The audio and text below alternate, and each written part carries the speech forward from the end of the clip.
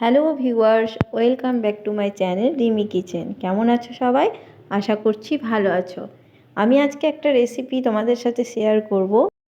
শীতকালে এখন তো ফুলকপি পাওয়া যাচ্ছে, ফুলকপির একটা রেসিপি আমি তোমাদের সাথে শেয়ার করছি।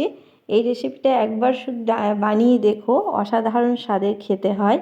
আর এটার সাথে সব কিছুই খাওয়া যাবে, ভাত, রুটি, পোলাও, সবের সাথে এটা কিন্তু খুবই ভালো লাগবে। একবার দেখে নাও রেসিপিটা বানানোর জন্য আমি এখানে একটা ফুলকপি নিয়ে নিয়েছি বড় সাইজে।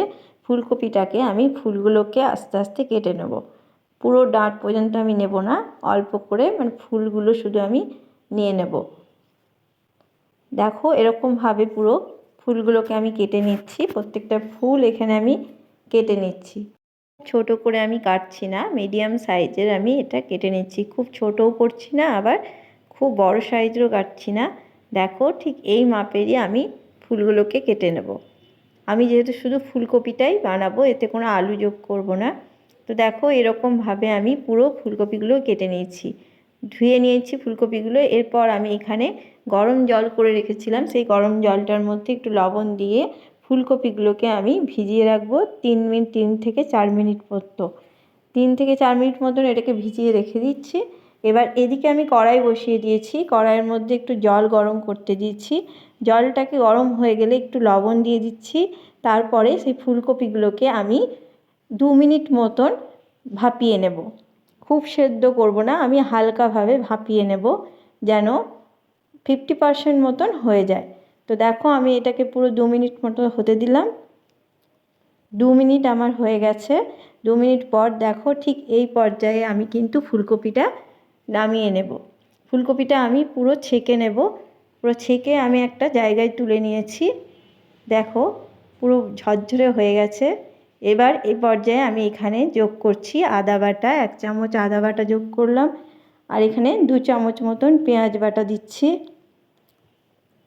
আর দিয়ে দিচ্ছি 1 চামচ আর হাফ চামচের মতন রসুন বাটা।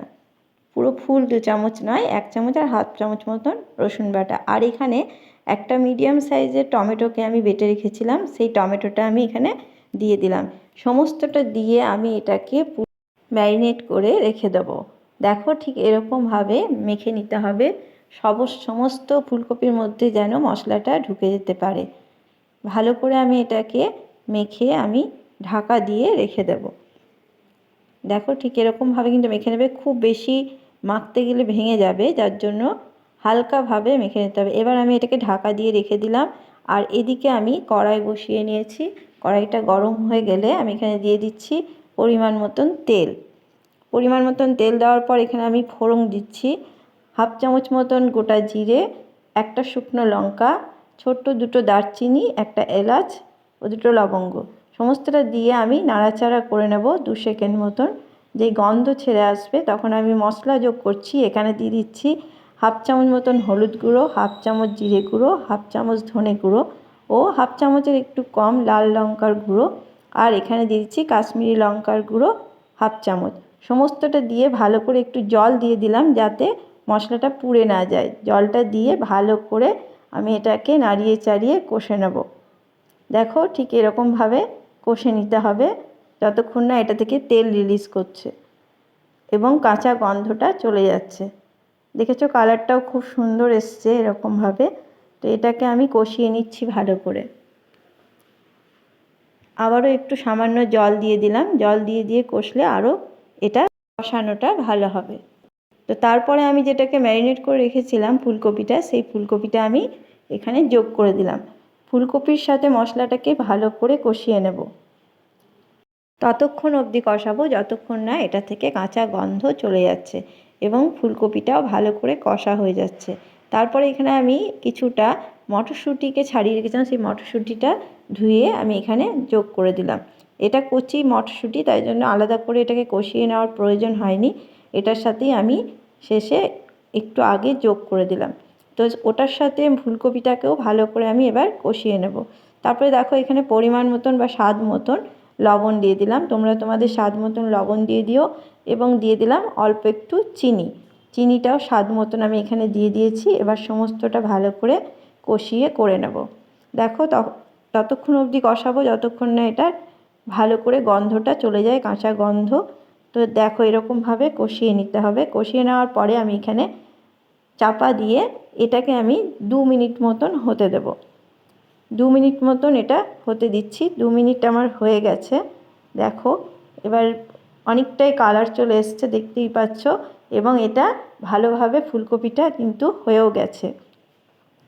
দেখো কত সুন্দর কালার এসছে এবং এটা খেতে অসাধারণ হয়। অবশ্যই বাড়িতে একবার বানাবে। যখন ফুলকপি একঘেয়ে খেতে ভালো লাগবে না, তখন কিন্তু এইভাবে যদি বানিয়ে নাও না, অসম্ভব খেতে ভালো হয়। একবার বাড়িতে অবশ্যই বানিয়ে দেখো, দেখে আমাকে কমেন্টে জানাবে। তো শেষে আমি এখানে যোগ করে দিচ্ছি গরম মশলার গুঁড়ো। গরম মশলাটা দেওয়ার পর আরও কিছুক্ষণ নাড়িয়ে চাড়িয়ে করে নেব মশলাটাকে।